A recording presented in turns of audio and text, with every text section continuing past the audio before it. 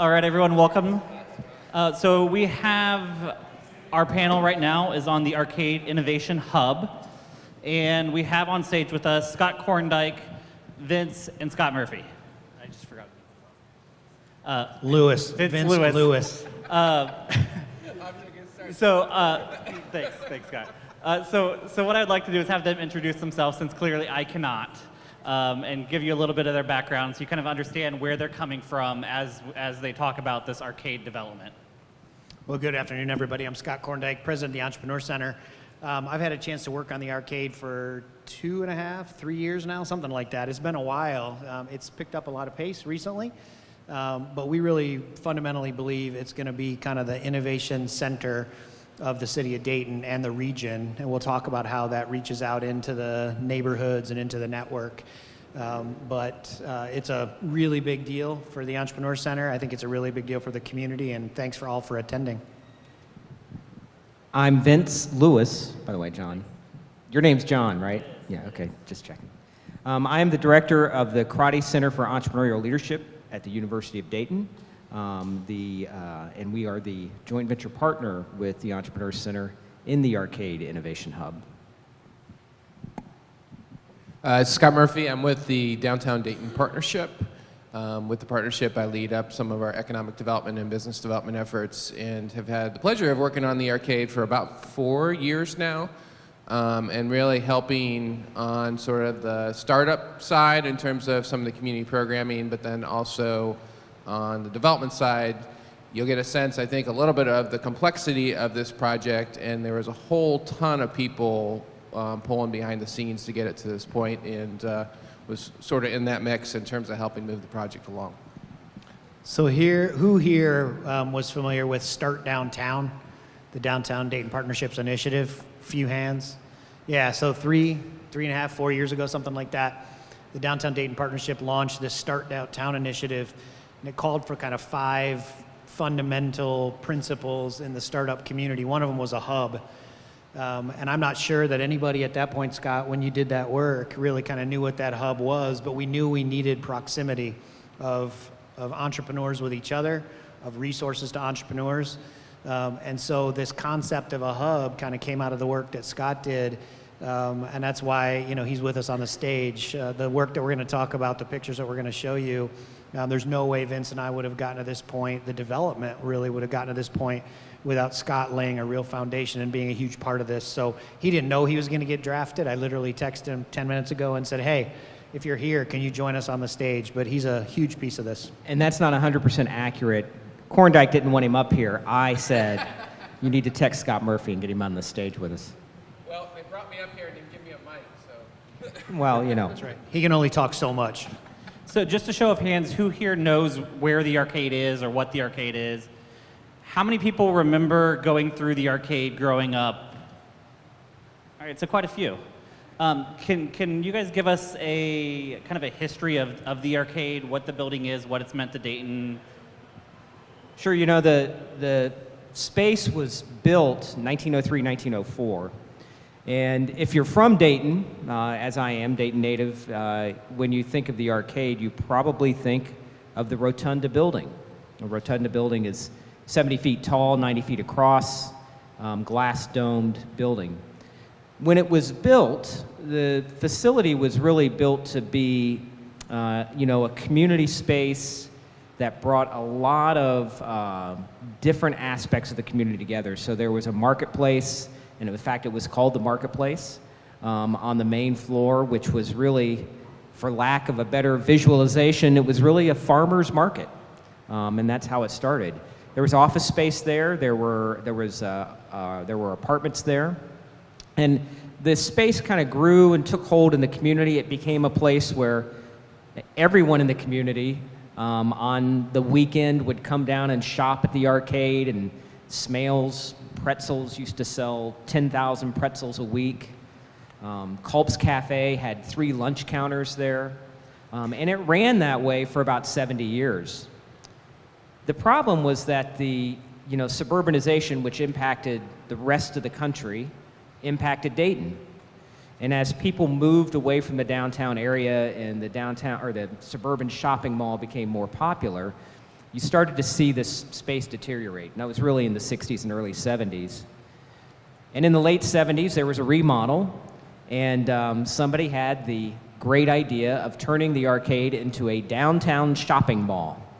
So if you're my age, you probably remember it as the downtown shopping mall, right? You'd come downtown, and there was a Metropolitan there, and there was somebody there that did like engraving, and there was a baggage store there, or luggage store, and all sorts of stuff.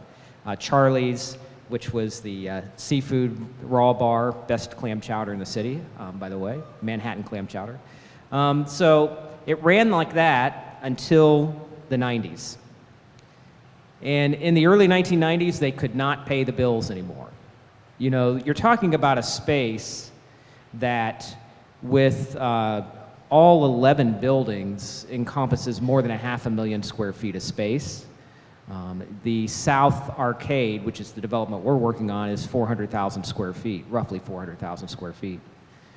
So in the early 1990s, they couldn't sustain it. In 1992, the space closed for good. They had if you go in, there's still a wreath on the old elevator shaft in the Rotunda. They had a Christmas event there. In fact, they did that in 92 and 93. I took my oldest daughter to that event. She's now 30 years old. So she was in the arcade wrapping presents for mom and dad at one point. The space was taken over at the request of the city by Tom Danis. And Mr. Danis did a great job of keeping the space dry and taking care of it, keeping it secure. In the late 90s, early 2000s, it was turned over to a nonprofit organization. It started to deteriorate. You know, started to have the normal deterioration that you would have in an old facility like that, and get run down, had leaks. We had animals in the space. We had some homeless that were living in the space, and it really became kind of a big community issue. Little trivia for you: it was sold to a guy from Wisconsin on eBay in 2004, 2005, who had a similar vision of what was going to happen with it. He just, at that time, they did not have the tools in place to actually make it work financially. So it sat there, and it's really sat there since 92, 93. In 2014, when Mayor Whaley was elected, she put together a task force of local business leaders, developers, folks involved in the downtown community, and said, we need to figure out what we're going to do with this space. And they were really kind of headed down this path of tearing it down. That was really their direction. And they looked at it, came to the conclusion that tearing it down would cost over $10 million to get to an empty city lot. And Mayor Whaley said, okay, who's going to write the check? And nobody stepped up, so they made a decision that they were going to have to find another way. And that's when this, I don't know if you've had a chance to meet him, but this rather odd visionary bloke from Baltimore, Maryland got involved, named Bill Streever, and fell in love with the space. And the first time I met Bill was May of 2015 at the Panera on Brown Street. And they said, you know, this is what we want to do. Do you think UD would be interested? And I said, you guys are crazy. We'll never do anything like that.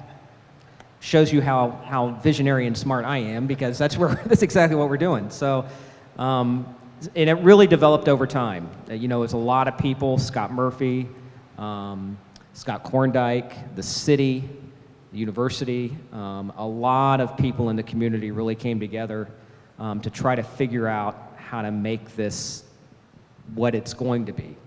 And it's an extremely fascinating financial model, and it is, you know, I've done 5 or 6 acquisitions and sales of businesses on my own and real estate. This is the lease, just our lease agreement with the developers, is the most complicated business deal I've ever been involved in. Because of all of the organizations that were involved. Would you agree with that? Very, very challenging deal. Yeah, challenging deal in large part because of the way the program's funded. All of you put a huge amount of your money into the arcade, right? Your taxpayers. And a pretty significant piece of the arcade is being redeveloped using taxpayer money. So it's historic tax credits and it's job creation tax credits and a number of tools that, as Vince said, just didn't exist 10 years ago.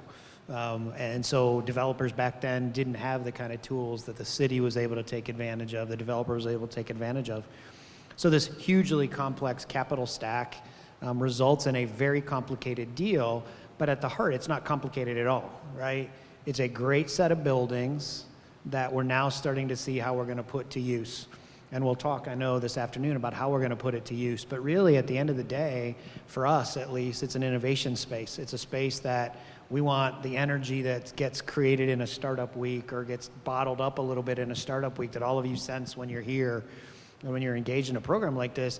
We want to take that to this iconic space. You can't get a more iconic space in the heart of a downtown. Take that energy and kind of infuse this 100,000 square feet that we're going to have, 100,000 square feet of space to bottle that energy, to create the collisions that all of you experience in a week like this, or you experience at our 444 location, or that you experience on a campus, or heck, that you experience in a coffee shop, right? You run into people, you start conversations, you get to know people, and you start to work together. That's what we're at the end of the day trying to do in this beautiful, iconic space, and we'll show you the way that looks. But it's really, at heart, nothing more than a community, an opportunity for a community to come together and do something which is really remarkable. So this is really an iconic space, like you said, and you've been taking people on tours through this old building for a couple years now. Not supposed to, but yeah, we do. And so as you're taking people through these buildings, they're getting memories coming back. I want to know kind of what's the best story you've heard from someone? I have two. Okay. The first is I took a group of administrative assistants from the university early on, right after Dr. Spina announced that if the developers were able to put the funding together, then the university would be participating in some way. And I took a group of administrative assistants through the space. I don't know if you guys remember this story or not. And we walked from the Rotunda portion of the arcade, and then there's a pass-through into what's called the North Arcade. And the North Arcade is if you are looking from Courthouse Plaza across 3rd Street, it's that beautiful old Flemish-style building that has M.J. Gibbons' name on the face of the building. That was the other piece of the arcade, kind of the real quote-unquote arcade piece. And we walked through into that space, and one of the administrative assistants turns and says, "Do you see that phone jack?" And there was a wire coming down the wall, and there was a little old-style phone jack sitting there. And I said, "Yeah." And she goes, "That was put there for me. I used to sell jewelry from a cart right here, and I needed to be able to process a credit card. And so they put that phone jack in for me." So I thought that was hysterical. Yeah. Not only was the phone jack still there, but she had that connection. And the other one was a really random connection. The executive vice president of finance and administrative services at UD is a guy named Andy Horner, who Scott and I have gotten to know extremely well over the last couple of years. And when Andy first toured the space, Andy's not from Dayton. I'm not sure where he's from. I know he went to Notre Dame and I think Boston University or Boston College or something like that. And he walked in the space and he stood there and he points to, up on the 2nd or 3rd floor, and he goes, "My wife's grandmother was born in an apartment up there, and her grandfather owned a butcher shop, or her great-grandfather owned a butcher shop down here." And I thought, it's so random how the number of connections that people have to the space. So yeah, Scott.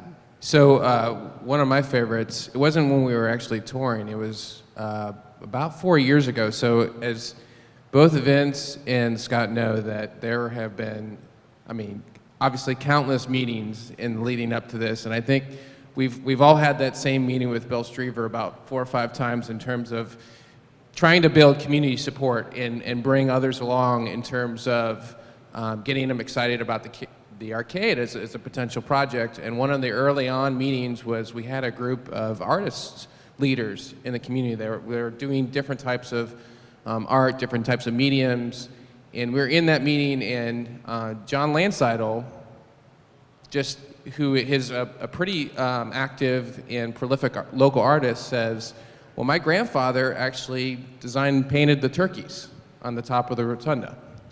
And it was just a really cool connection that he was in that meeting. And then, so John is actually the one who, if you follow John on Facebook, you've seen he actually has been restoring the turkeys in the rotunda as part of this revitalization. There was this huge scaffolding in the rotunda. He was up there painting the turkeys and the cornucopia at the center of the rotunda. So just a really cool family connection in terms of just the building's history. I'll tell just a very quick story, John. I think it goes to the point of the arcade and why we believe so passionately in it. So, we've been in this entrepreneurial space trying to, kind of build this community up for a number of years. I'm not born and raised in Dayton. I have no connection to the arcade at all. I was never there as a kid. My in-laws were there, and I've heard stories, but it's not my history. It's not my kind of past. But when I started in the entrepreneurial space, some people that I did know in the entrepreneurial space who are millennials, not to use a sort of too broad a term, but I'm not a millennial, in case you can't tell. People like me. People like Vince, exactly. The young people, they kept talking about this arcade thing, right? And I'm like, you're 22 years old, you're 24 years old, you're 26 years old. It's been closed for darn near as long as you've been alive. There's no way you could have been in the space. But they had gotten a secret tour, or John Gower snuck them in under the cover of darkness, and they checked the place out. And there was such an enthusiasm for the place among people who had no experience and exposure to it. And then I got a chance to walk through it, and it became kind of evident to me, and I know Scott and Vince feel the same way, there's something really interesting and powerful about a physical space, right? That binds generations and people and opportunity together. And so I don't know too many spaces that we're going to be able to walk into and have the kind of reaction to and sort of level set everything. You're in the space, doesn't matter where you came from, where you are in your life, where you're going. The space kind of neutralizes all that and gives you this shared experience, which is kind of what we want to create in this ecosystem. So it was a chance to walk through a space with 20-somethings, which I am not, as I said, and see their experience and their kind of enthusiasm for it convinced me that the experiences in the past are wonderful, but the experiences in the future are going to be remarkable when this thing finally gets done. So this starts moving, starts making progress. When did UD and the Entrepreneur Center get involved, and when did how did that partnership evolve, and when did it really kind of cement? So I should tell this story. We haven't told this story many times, but it's a fun one. So I was approached by the city, actually, and the developer in 2017 as what they hoped would be one of the first tenants to kind of build this innovation space out. And so for those of you who know the Entrepreneur Center, we have 35,000 square feet. We added, in partnership with WBI and the Air Force, another 12,000 or so feet in the 444 building. So let's just say, for sake of discussion, we got 50,000 square feet. So I was comfortable in committing to about 40,000 square feet. So I signed a letter of intent in January of 2017 that said the Entrepreneur Center would be interested in securing 40,000 square feet. But in that letter, I added a clause which said the developers had to help me find somebody to take 25,000 square feet of that 40,000. And those poor suckers who leased the 25,000 square feet had to pay me market rate, because I'd make a little margin on it, and that would offset costs of the Entrepreneur Center. What I didn't know was, after I signed that letter of intent, the developers went to the mayor and went to the city manager, Shelley Dickstein, and said, we need some help. Can you help us find a tenant? They called the University of Dayton. So the very first call, or one of the first calls, was to the University of Dayton, to President Spina, and the request was, will you take 25,000 square feet at market rate in the arcade? Fast forward a little bit, we started talking, the university started working with the Entrepreneur Center, with the city, and it became obvious that together we could do much, much more than that. So instead of 40,000 square feet, we're at almost 100,000 square feet. The joint venture concept really was born out of this idea that together we could do so much more, from an academic perspective, from an entrepreneurial perspective, from a venture perspective. It didn't make sense to sort of be at arm's length from each other. What really made sense is for us to sort of form a very formal legal joint venture. We're a nonprofit together, the Arcade Innovation Hub. He chose the name, I didn't. I did not choose the name.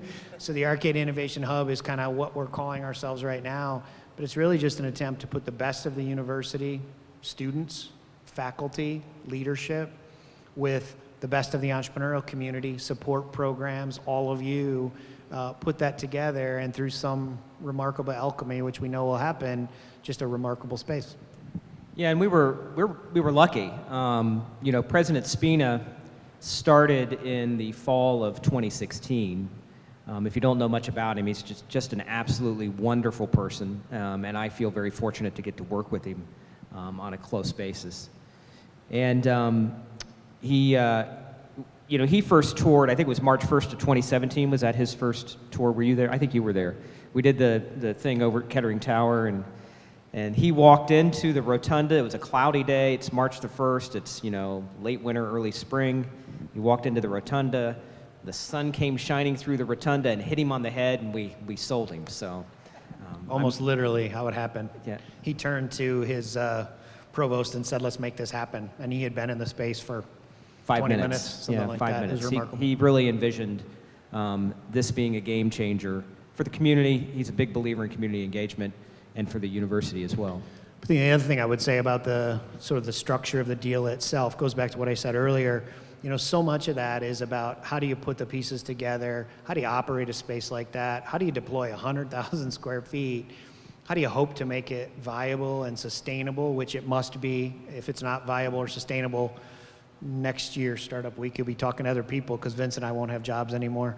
It's got to be a business, right? It has to work. And so much of that kind of thought, the infrastructure, the thinking around that model really came from Scott. And so, with great intention, I say the three of us really tried to work well together to put this deal in a structure where it made some sense for the university, for TEC, and ultimately Scott gets to be an honorary member of that team, maybe to his dishonor, but he gets to hang out with us. Well, I won't comment on that. But I think it's important, and you're just hitting on it, Scott, that it really wasn't. There was a development going on. It obviously was a very strategic project for the downtown, for the community. There was need for a tenant, but I think it also was just serendipitous that it was at the same time that we're having this conversation about how to better connect the ecosystem and how can we better build community between entrepreneurs, increase density, and so all of these things came together at the right time. I think another area that Bill was very helpful in and his team, they had seen models like this in other cities and really helped get people to make these trips to Durham, to Baltimore, to St. Louis, to really appreciate what a really high cranking startup ecosystem looks like and some of the programming that works. I know there's been several trips that we've all taken over the last few years, and it's helped sort of build this sort of shared vision for where we want to go. So yes, it's a property, it's a development, but it's really about sort of providing sort of the glue to bring all these things together into one shared space. Yeah, very much that hub. The last thing I will say about kind of the deal itself is there are moments that everything kind of fits together, and politically took a huge amount of will and willingness to spend money on the part of the city. So, Vince talked about Mayor Whaley setting this commission up and taking a look at the space and making some decisions. Well, fast forward, this city has to make some strong commitments to that space. That costs money. That's political will, right? City manager put countless hours into this. The commissioners, countless hours into it. And then all of the entities and agencies that go into making something like this happen. It takes a lot of political will. It takes a lot of vision. It takes a lot of hard work. And that all kind of gets appropriately lost in great pictures, and you'll see kind of what our vision for the space is. A lot of hard work went into creating that kind of behind the scenes. And so there's a really important story that needs to be told around just the way everybody came together to make it happen. It failed how many times before, Scott? 5, 6? Well, there's certainly been a number of attempts before, a lot of noise generated, but really never anything that was a significant play. I think that's really been the difference maker for a lot of things happening downtown. I think, there's been some fits and starts, but really what we've seen over the last 4 to 5 years is experienced developers like Cross Street Partners get engaged in the market and know how to execute a complex capital stack like they have for the arcade. There's only a handful of developers, I think, in the country that could pull together a capital stack that complex. And we just didn't have that caliber of developer engaged in our downtown, but now we do, and you see Water Street, you see the arcade, you see the fire blocks. I mean, it's a huge difference maker, and having developers that are successful in urban projects in other cities, which are fundamentally much more complex than infill projects in the suburbs, having those folks engaged in our city have been huge in terms of being able to advance what's happening downtown. So you're going to have 100,000 square feet to fill. What is going to be in that 100,000 square feet? Entrepreneur walks in there, what can they expect to see? So after your office, John, we'll have about 5,000 square feet left. So we don't have, right? You got a nice cozy office. No, all seriousness, it's 100,000 square feet. So you think about the way that we go to market with spaces and with really experiences, right? It's an entrepreneurial experience. You think of co-working, right? So we'll have a fairly significant amount of co-working. So think 444, think this space, right? Open, you go to a seat, a table, a chair, a comfortable place, and you just start working. And sitting next to you is somebody maybe you've never met before. We certainly hope that's the case. You come in the space tomorrow, you sit at a different table. It's a co-working environment. You're working together with lots of people. Single person offices, double, triple, quad offices, and bigger, right? So we ought to be able to kind of walk through the progression of companies where if you're a startup that's got a great idea but not much more, there's a home for you there.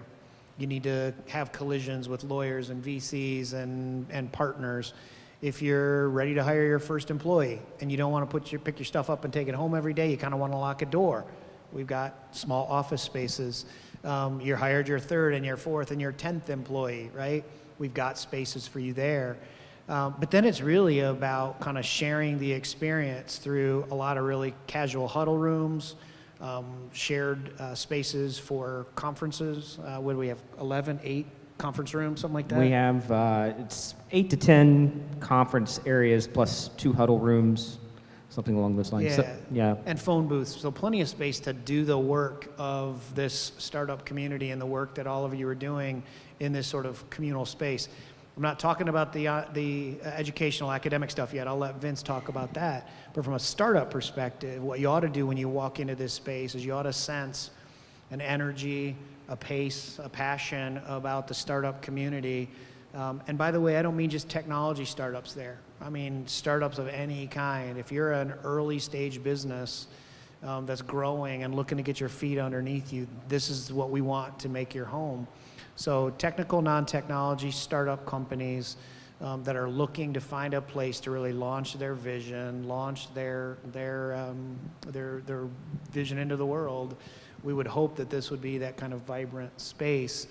And then the coolest thing is you get to interact with faculty and students, which I'll let Vince talk about.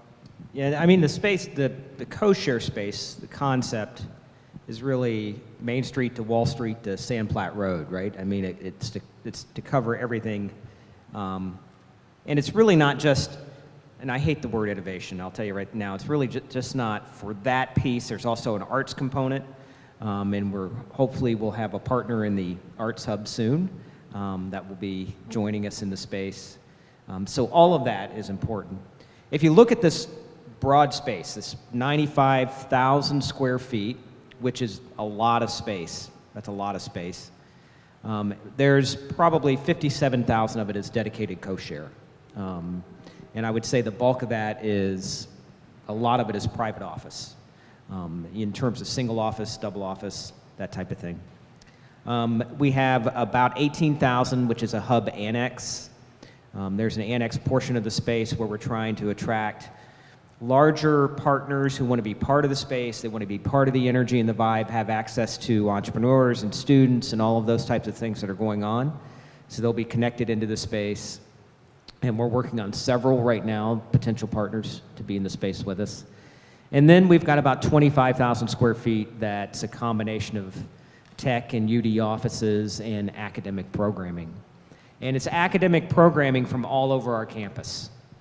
So we have an entrepreneurship program at UD. It's a highly ranked program, been in the top 25 for 13 years in the United States.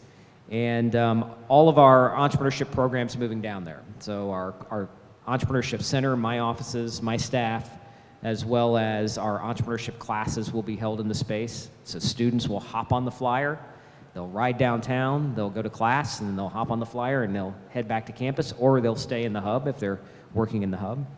We have the School of Engineering will have space there. We have a certificate in creativity, one of the only creativity certificates in the country, called the Institute of Applied Creativity for Transformation. They will be running some of their certificate program in that space, as well as something called the Gymnasium, which is a collaboration space to address community issues and try to solve some of our broader community challenges like food deserts and the opioid crisis. Our College of Arts and Sciences, Department of Art and Design, will have upper-level studio classes there. So we'll have a printmaking studio, and we will have a photo lighting studio, and a painting studio, a graphic design studio, have a couple of creative maker areas in the space. It is really going to be a unique mix of students, faculty, entrepreneurs, ecosystem players, VCs, angels. I always, when I describe this to folks at UD, I always use a description of, I just can't get past the idea of a student walking out of a class in entrepreneurial finance, where they're learning about how to invest in a startup, and sitting down at a couch or grabbing a cup of coffee in the community kitchen or sitting at a table in the open co-share, and they happen to be sitting next to Liz Todia from Mutual Capital Partners, who's in town, to talk about, and they develop that relationship. Or a graphic design student walking out of a graphic design class and sitting down next to an entrepreneur who needs somebody to design a logo or help build a website or work on some print media. So the opportunities for the students are incredible. The experiential opportunities that they'll have are incredible. And we have all sorts of motivations, right? As a university, we have all sorts of motivations to be engaged. Community engagement is one, but the opportunity for our students is another. And another one is not a lot of our students stay here. The majority of UD students are not from Dayton. They're from outside of Ohio. And we would like to help those students develop connections and networks while they're here and they're 20 years old, so they don't feel the need to have to go back to someplace else. So they'll feel like they want to stay here and be part of this community. So you've talked about the space, and I understand you have some pictures. Does someone want to walk us through what some of these images are? We do. You want to take them through, Scott, or you want us to? We can. You got the clicker? I got the clicker. Yeah, go ahead. Well, this will be fun. This is slide roulette. I'm not really sure what's coming next. So go back one, Scott. So Vince talked about this amazing rotunda. You've all seen it. These are just artist renderings of what the space is going to look like. They're a little simplistic, but they're trying to showcase some of the architecture and just some of the kind of high-level vibe that we're trying to create. So this particular slide is the rotunda. So this is along Ludlow. So, we talk about the arcade. Depending on how you define it, it can be anywhere from 7 to 10 buildings. We talk a lot about this phase, which, if you look at what is traditionally the arcade complex, is about 420,000 square feet. 380-ish gets done in this first phase. It's funded through the $98 million that closed back in April. This building here on Ludlow runs so along Ludlow, and then the building that's on the corner that you see there in the dark tan, that's the commercial building, 7-story commercial building. The second floor of that is, Vince referred to the Innovation Hub Annex. That'll be some of the leasable space along that second floor. Third floor and also the entire commercial building will be part of the housing. So there's 116 units of housing that's part of the project that'll run along the 4th Street side, which is or the Ludlow side, which you see here, and then around the corner on 4th Street. I'm not sure if there's a rendering in here of the Lindsay building, but the Lindsay building, the really skinny building that's next to McCrory's, is also part of the housing along Main. Here's looking northeast directly at the commercial building, and then also the building that's along 4th Street. Out in the distance on the end of the block is the Koorndyk building, which is commercial office building. It's been a very popular building downtown, beautifully restored back in the early 2000s, which will be connected back into the arcade. So the second floor of the Koorndyk building will actually be part of the Innovation Hub, and it's additional leasable space that tenants, supportive partners, corporations that want to be part of what's going on in the arcade and be close to it will have that leasable space in the Koorndyk building and also along the second floor here on the 4th Street side. These are renderings inside the hub. Do you want to take this one? So the hub encompasses the McCrory building, which was from Main Street, that's SUNY's hair supply. The SUNY's sign is still there, although SUNY's has moved into Talbot Tower. So it encompasses the basement, first floor, second floor, and then the little third floor section of McCrory's. It encompasses in the Rotunda building, the second and third floor of the Rotunda building, and some of the basement of the Rotunda building. And then, of course, the annex that runs along 4th Street, second floor of the commercial building, and then along Ludlow in the Ludlow Street building. What you see here is in McCrory's, there's a really beautiful department store staircase that is towards the back of the store near the Rotunda. And that's the staircase that would take you from the first level down to the underground level of the hub. So this is what you're looking at right now is an artist concept of the underground section of the Innovation Hub and some of the co-share offices down there. And then this would be the first floor of McCrory and the entrance to the Innovation Hub. The Innovation Hub will have two main entrances. One will be off of Main Street. So when you walk in off Main Street, there will be a little lobby area. There's going to be a student-run bistro that's part of our student-run business. We have something called Flyer Enterprises, which is a $1.2 million student-run business. They're opening a downtown bistro right there off of Main Street. So when you come in off of Main, you'll have the lobby, you'll have a little bistro there, and then you'll have the entrance to the hub, and that's that entrance to the hub right here. The other entrance, I think it's the next slide, is on the other side. That's the other side, which is off of the Rotunda. And it comes in off the Rotunda building. And on either side of that entrance, on one side, our Department of Art and Design is going to have a small gallery space. And on the other side, it's actually a learning space. So you want to talk about teaching in a fishbowl. You will be teaching on the Rotunda with a glass wall. And you see here, you can see the Karate Center and then the Entrepreneur Center, and they're abutted next to each other. And that's intentional. And the intention was that when we first talked about design of the space, you guys can pipe in, we did not want, this is going to be UD's area, and this is going to be Tech's area, and this is going to be, the co-share area, and carve it all out like that. And, the UD area is going to be red and blue and have UD logos all over the place. We wanted to create the collisions.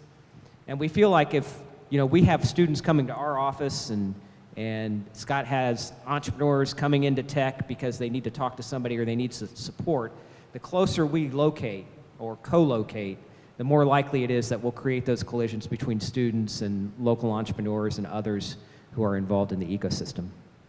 So I think we actually share a bathroom, if I'm not mistaken. We share a bathroom and a kitchen. So you keep your toothbrush on your side of the bathroom, it'll be fine. I finally met Scott's real wife the other day, and when I met her, she said, "Oh, you're Scott's work wife, aren't you?" I was referred to as Scott Koorndyk, or it's Vince Koorndyk at a meeting recently. At least he gave you a last name. This is the bistro off of Main Street. So on the right-hand side, you'd see the bistro counter, and then the seating right there off of Main for folks who want to grab. We're not quite sure what it is yet. More of our co-share area in the underground space, and that's it. That's when the lights are off. That's what it looks like. Yeah, that's when we lose power and we haven't put a generator in. So one thing I want to make sure we touch on is this partnership is more than just the arcade building downtown. Can you talk about that a little bit? Yeah, so Vince and Scott and I are fond of saying that, the arcade is a beautiful space. It's physical space. It's amazing. But if all it ever is just that physical space, it'll fail. It has to represent more to the community. It has to reach out into the neighborhoods. It will be a great hub, right? But that hub has to reach out into underserved parts of this community. It has to represent sort of a place that you come to engage with people, but you got to be out in the community as well. So we talk a lot about the physical space. We should. It's awesome. But underlying all of this is this really interesting set of agreements and commitments that are being made by us, by the developer, to reach out into the community. And so, yes, it's a partnership when Tech and UD run this great arcade innovation hub, but it's also a commitment on the part of our organizations, the city, the developers, to build programming that we want to build to serve really diverse parts of our community. So that's out into West Dayton. That's out into communities that, frankly, don't see a lot of the entrepreneurial support that we can give from downtown. And so it ought to be more than just a physical space, but not aspirational. We're not saying we want this to be. We're committed to, in writing, through programming, to do things that reach out into the entrepreneurial community and make the arcade more than just a physical space, more of a principle of the way we engage with people in this community. And Scott alluded to it earlier. When we really started this conversation, we didn't start the conversation, the arcade was always part of the conversation, but we were really talking about how do we create a more robust ecosystem in this community. And all of us kind of had this governing philosophy. Scott came into the Entrepreneur Center about the same time I came into the Karate Center. And we all had this philosophy that, look, we don't have enough deal flow in this community and enough going on to have it make any sense to create, if you go down to Cincinnati, UC has 1819, which is 2 miles from Union Hall. And we're like, we can't do that. We have to take the resources that we have and figure out how to make all of this work together. And if you're really going to build a startup community, it's not just space, right? Space is one component. It's mentoring, it's education, it's funding, it's events like this. It's all of those things that have to come together, and not one of us can pull it off. We don't have the infrastructure or the talent. The university certainly does not have the skills, the skill set, the resources that the Entrepreneur Center brings to bear. And the Entrepreneur Center doesn't have what the university has. And I would say that, frankly, even if we could pull it off ourselves, we wouldn't want to. There's a lot of lessons we've learned from engaging with communities like Cincinnati and Columbus and Cleveland and others around the country, Grand Rapids, Michigan, and St. Louis and Miami and Indianapolis, all kinds of different places.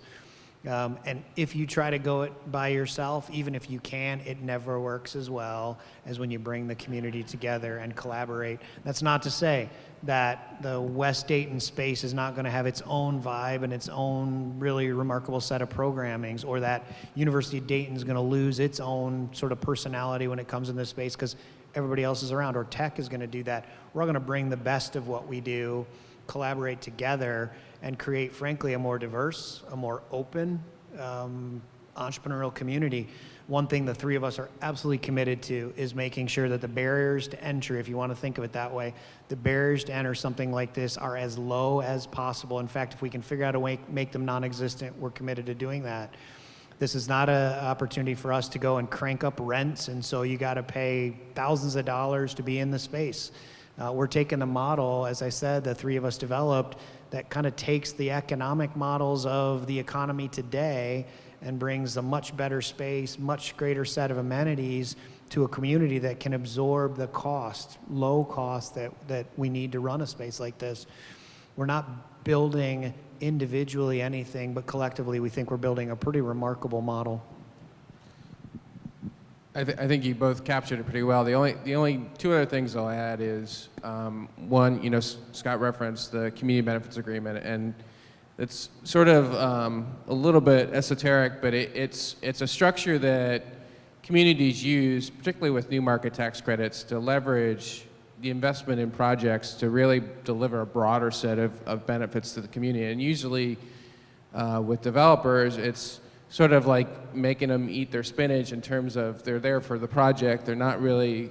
And I would say that in this case, we have, with Cross Street Partners and Bill in particular, who I think that this is where his passion is in terms of driving benefits to the broader community. So he in a lot of ways, I think, pushed us farther in terms of where we may have gone originally in terms of trying to make sure that we're leveraging this project in the broadest way possible to benefit neighborhoods across the city.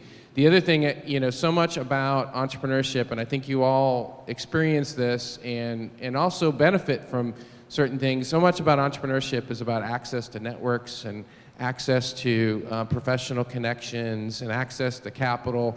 And for all of those things, depending on where you live and sort of your history within the community, you may not have that access to networks. And really what's envisioned with the community benefits agreement is to sort of puncture through that and really have a physical manifestation of what's happening in the ecosystem in communities across the city, so that you're present, you're part of that neighborhood, and that you have that access to opportunity to be able to connect into this larger ecosystem of resources and supportive partners and capital, so that you really can use entrepreneurship in the potential that it has to really help people leap in terms of economic opportunity and access to future growth in their lives.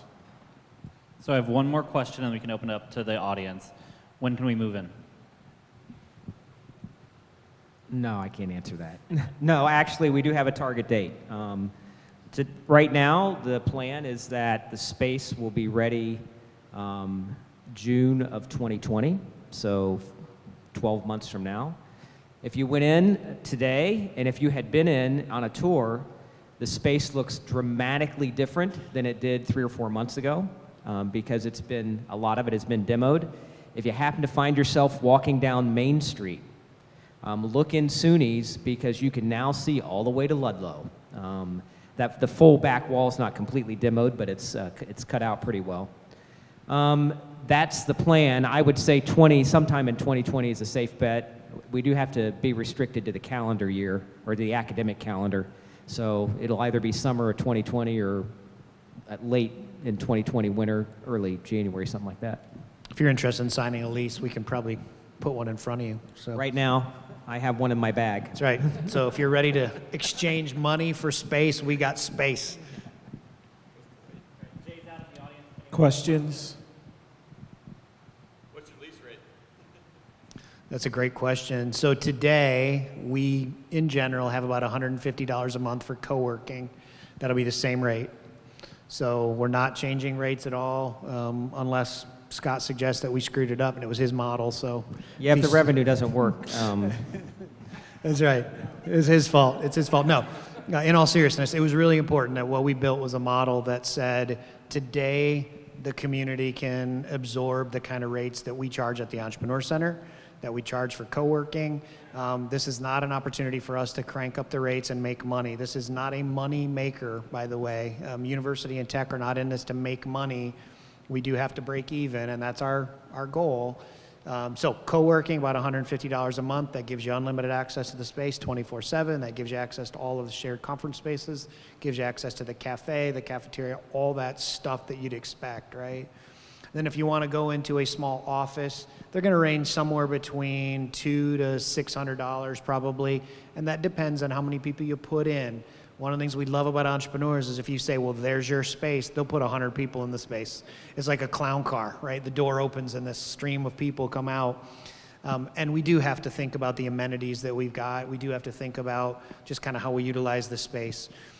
So you're going to see rates probably somewhere around, again, that magic $600 to, something upwards of that. But that's what the community absorbs today. Our building, the Entrepreneur Center 714, is full and has been full for quite a while now. We've been able to turn those spaces over and put people right back in. That's different for this community. For those of you who've been in the Entrepreneur Center for years, you know, it's been a long time. It's been not empty. It's never empty, but it's not had the kind of vibrancy that it's had recently. We're not struggling with that. So we think that the price is kind of right, not to coin the phrase, but we think the pricing and the model is right. We definitely want to make it accessible to all. So you should not get any kind of sticker shock.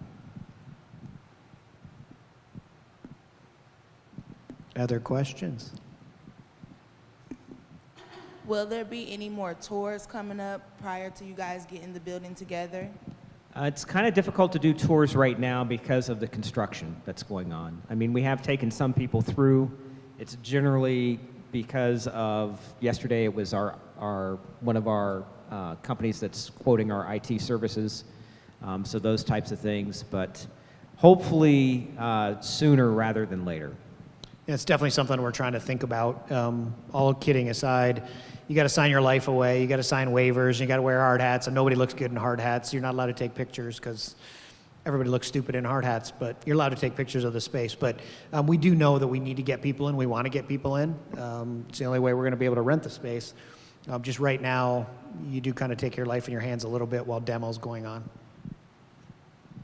Given the inclusion perspective that you all have about the space, will there be affordable mixed housing for people? Okay. And do you have some pricing right now? Don't have pricing because it's kind of a different part of the development, but I hope I get this right, Scott. If I'm not, correct me. The plan for this first phase of the arcade development is really kind of three components. There's a housing component, there's an innovation hub component, that's our component, and then there's a restaurant retail component. Speaking specifically about the housing component, there are 124?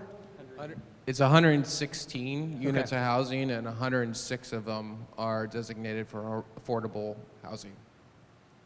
So, and the idea behind that space is, it preserves affordability in the housing in the arcade for a long, long time as part of the low-income housing tax credits, but it also will provide really a backbone for building the artist community that we really think is important to this whole mix of creative culture that we want to see in the arcade. So artists living in the space, artist workspaces next to startups, next to really great food, really great beer, that whole sort of mix together, we think is really, really important to make the project work. So in terms of this artist housing piece of this, it's something that the project is taken very seriously because it's really important to the mission of the project.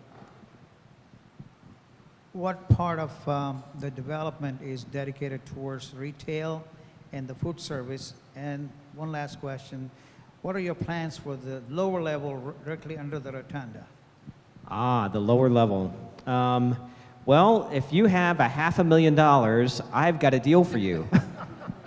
It's a good deal. The lower level, so right now, if you've been in the space, right now in the Rotunda area, in the remodel in the late 70s, early 80s, the floor was taken out, dropped down, made into a food court as part of it. That circle, right, on the picture? Yes. Yeah, in the picture today, this is what it will look like if you had sort of that gray area. Picture that as a big hole right now, dropping down into the basement. That's the food court today. Yeah. That space, the plan, it won't be finished in this first build out, but the space is planned for kind of a theater in the round. We call it the Shark Tank because we really see it as kind of a pitch palace, right? And an opportunity to hold some of the events that we hold and that the Entrepreneur Center. We're working on John for Startup Week. That's Startup right. Week That's right. 2021 or 2020 maybe. If you think about the space around the Rotunda, right? So go over to Ludlow. If you can envision Ludlow Street, there used to be Arcade Seafoods was right there when you walked in off of Ludlow. If you start at that spot, there's really a vision to have some sort of craft brewer there in that first spot. We have other folks like likely a coffee shop, coffee roaster, so beer and coffee roasting. I mean, I've got my morning taken care of and I've got my evening taken care of. There's the plans for a deli wine bar in one of those spaces, as well as a blowout bar. What is a blowout bar? Why are you asking? Yeah, I don't know. But maybe you know. Do you know what a blowout bar is? I do. When you have hair like mine, you know exactly what a blow-up bar is. It's where you get your hair done. Looks good. Thank you. I worked on it. Are you growing it out this week? I am. Okay. I am. Nice. So the idea is really not, when we talk about retail, the idea is not that we're going to create, recreate a downtown mall. The idea is to create, food, beverage, things that really kind of enhance what's already going on in the space. Yeah. Yeah. All local. That's the real goal. I was just going Local. to say, I think what's been kind of cool about the way the developers approached the project and what we've seen, the leadership from the city and others, is that you could put chains in these places, right? People will sign leases for, whatever, Applebee's, right? They'll go in places like this. There's not really a culture. There's not a community you're trying to create. So the focus with the developers has been on local, but even beyond local, new, right? You want to create an entrepreneurial environment with people taking chances and people starting things and people growing things.